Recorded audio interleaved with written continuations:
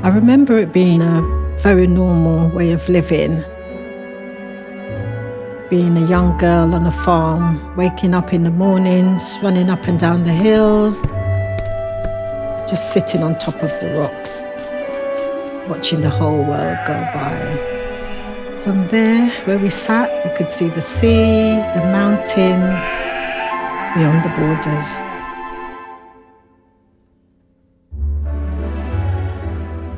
I spent the war in India, and in 1946 we were able to get on a ship to come to England. We were leaving Bombay, and I remember climbing onto the railings and somebody came and quickly plucked me off. While we were in the Mediterranean Sea, I remember seeing an octopus. We arrived in Southampton, and that's when I first came to England.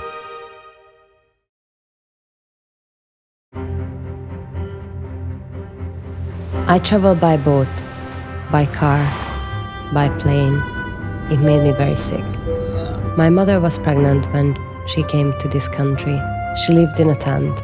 I was born in a hospital, but she told me about tents, like a refugee camp.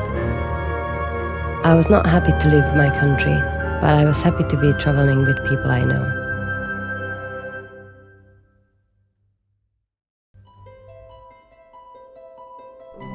They seem to be moving towards something good, hopeful. The trees are in bloom where they are headed, and there are dead twigs and darkness where they came from.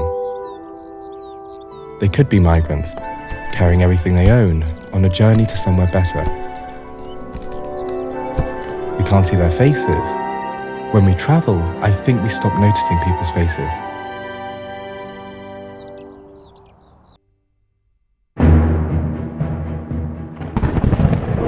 To me, this is a very dark place. It's not a place I would like to be. Very dangerous, with soldiers on the bridge. I don't see soldiers. Heightened security maybe, but friendly. I think it looks like a safe place with people travelling to a village on the other side. It's bringing communities together and connecting them.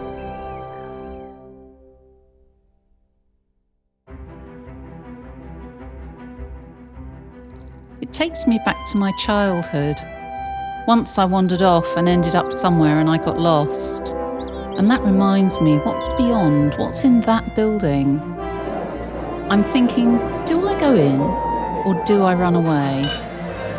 I made the decision of going inside and found a group of strangers singing, and they looked at me. I thought to myself, my God, I'm dead. But they were kind people.